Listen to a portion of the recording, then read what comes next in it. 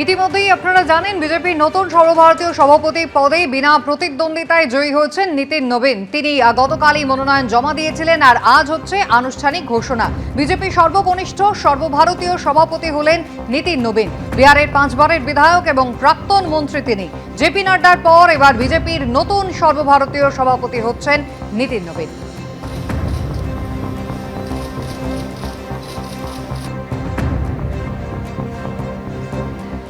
বিজেপির রাজনীতিতে নবীন প্রজন্মের আগমন হয়ে গেল।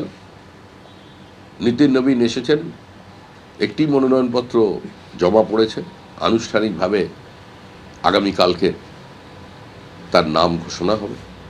তারপর থেকে তিনি হবেন আমাদের সর্বভারতীয় সভাপতি। নিঃসন্দেহে এই দিন আমাদের অত্যন্ত আনন্দের দিন। আসছি পরের খবরে। সিঙ্গুরে এলেন, একাধিক সরকারি প্রকল্পের শিলান্যাস করলেন, এরপর পাল্টানোর কথা বলে চলেও গেলেন। কিন্তু সিঙ্গুরে শিল্প নিয়ে একটি শব্দ উচ্চারণ করলেন না প্রধানমন্ত্রী, আর এতেই ক্ষোভে ফুঁসছেন সিঙ্গুরের কৃষকদের একাংশ।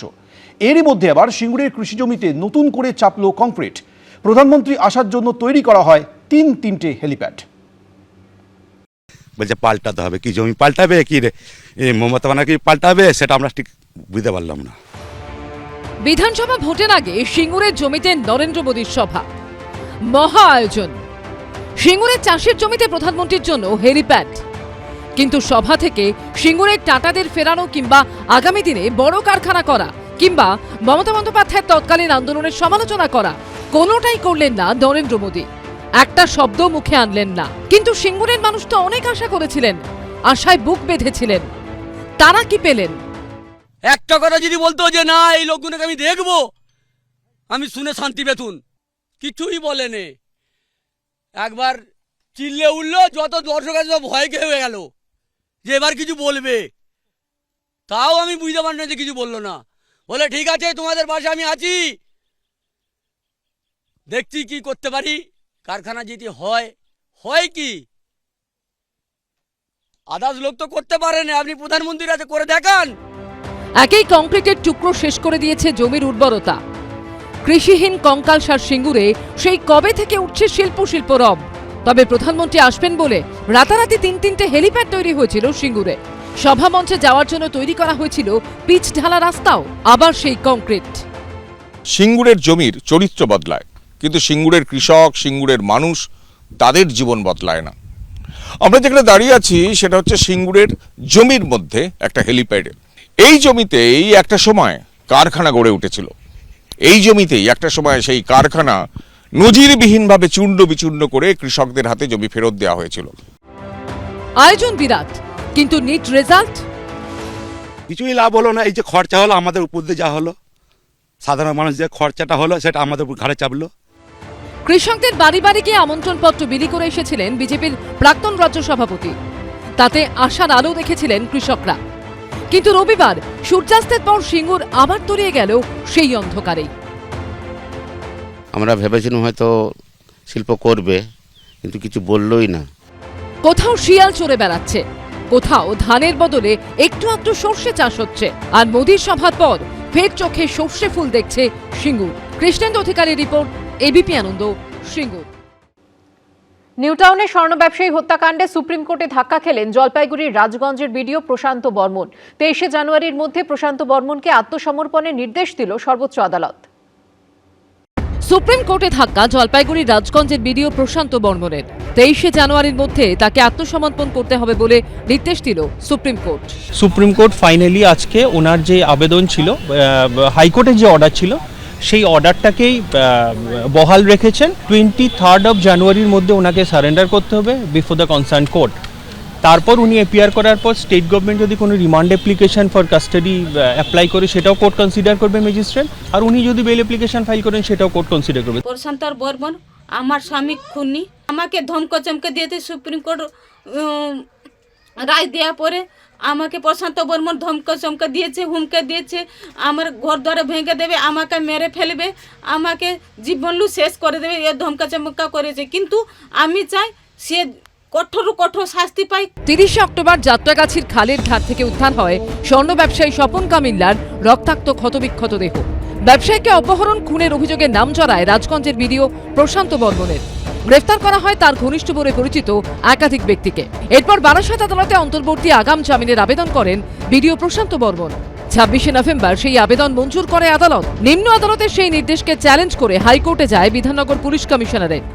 22শে ডিসেম্বর নিম্ন আদালতের নির্দেশ খারিজ করে দেয় কলকাতা হাইকোর্ট। বিচারপতি তীর্থঙ্কর ঘোষ নির্দেশ দেন 72 ঘন্টার মধ্যে প্রশান্ত বর্মনকে নিম্ন আদালতে আত্মসমর্পণ করতে হবে। সেই সময় পেরিয়ে গেলেও আত্মসমর্পণ করেননি বিডিও। হাইকোর্টের নির্দেশকে চ্যালেঞ্জ করে সুপ্রিম কোর্টের দ্বারস্থ হন প্রশান্ত বর্মন। এবার সেখানেও ধাক্কা খেলেন তিনি। প্রশান্ত বর্মন প্রথমেই যেটা শোনা গেছে শূন্য পেয়েও নাকি বিডিও হয়েছিলেন।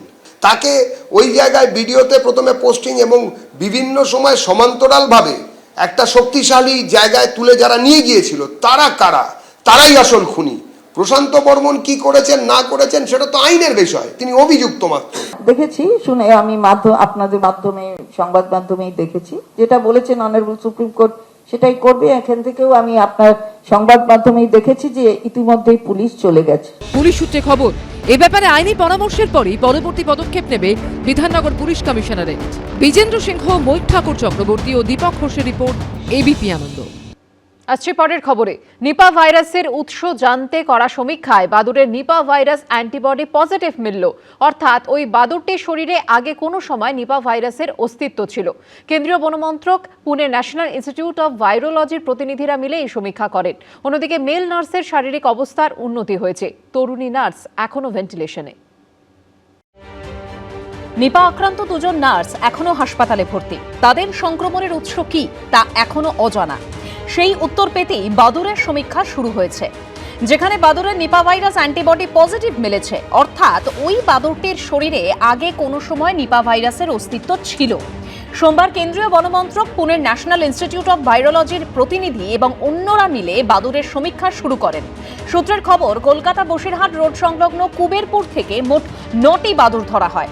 সেগুলোর শরীর থেকে 3 রকম নমুনা পরীক্ষা করা হয়। সবকটির RT-PCR পরীক্ষার রিপোর্ট নেগেটিভ এলেও একটি বাদুড়ের অ্যান্টিবডি পজিটিভ আসে। বিশেষজ্ঞরা জানাচ্ছেন ওই বাদুড়গুলোর শরীরে এখন আর নিপা ভাইরাসের অস্তিত্ব নেই। তবে বাদুড়ের সমীক্ষা এখন চলবে বলেই জানা গিয়েছে। নিপা আক্রান্ত চিকিৎসাধীন তরুণী নার্সের শারীরিক অবস্থা এখনও সংকটজনক। তিনি ভেন্টিলেশনেই আছেন। তবে মেল নার্সের শারীরিক অবস্থার উন্নতি হয়েছে। বিশেষজ্ঞরা মনে করছেন আরও একবার RT-PCR পরীক্ষার রিপোর্ট নেগেটিভ এলে তাঁকে ছুটি দেওয়ার সিদ্ধান্ত নেওয়া যেতে পারে। এই দুই নার্সের সংস্পর্শে আসা লোকজনের যত নমুনা কল্যাণী এইমস এবং Beleghata national institute for research in bacterial ইনফেকশনে পাঠানো হয়েছিল, সব রিপোর্ট নেগেটিভ এসেছে। এদিকে নিপা ভাইরাসের বিষয়টা সামনে রেখে চিকিৎসক, নার্স ও স্বাস্থ্যকর্মীদের নিয়ে সোমবার একটা সেমিনারের আয়োজন করেছিল স্বাস্থ্য দপ্তরের institute of health and family welfare. আমরা যে নিপার ভাইরাস ইনফেকশন দেখলাম, এরকম নিপা ভাইরাস ছাড়াও হেনরা হতে পারে, বিভিন্ন ধরনের আরও ভাইরাস আছে, মার্বার্গ, ইবোলা, অন্য ধরনের ভাইরাস কিন্তু বাদুড় নিজের দেহের মধ্যে ঢুকিয়ে রাখে। বাদুড় বিভিন্ন ধরনের ডিফরেস্টেশনের জন্য স্ট্রেসে থাকে, যে কারণে স্পিল ওভারের ঘটনাটা কিন্তু আগামী দিনেও ঘটতে পারে। কিন্তু আমাদের প্রস্তুত থাকতে হবে মানসিকভাবে, ইনফ্রাস্ট্রাকচারগতভাবে, চিকিৎসার ক্ষেত্রেও। এটা অ্যাওয়ারনেস প্রোগ্রাম, সেই জন্য চিকিৎসা কিভাবে বর্তমানে করা হয় এবং তার সঙ্গে সঙ্গে আগামী দিনে কিভাবে কন্ট্রোল মেজার্স নেওয়া যায়, আমরা কিভাবে এটাকে ঠেকাবো, প্রাথমিকভাবে কীভাবে ডায়াগনোসিস করব, বুঝতে পারবো, সেগুলোকেও আমাদের সাধারণভাবে মানুষের কাছে বলার আছে। স্বাস্থ্য দপ্তরের নির্দেশিকা মেনে কিভাবে নিপা আক্রান্তের চিকিৎসা করতে হবে তা নিয়ে আলোচনা হয় এই সেমিনারে। সন্দীপ সরকারের রিপোর্ট, এবিপি আনন্দ। এবিপি আনন্দ, এগিয়ে থাকে, এগিয়ে রাখে।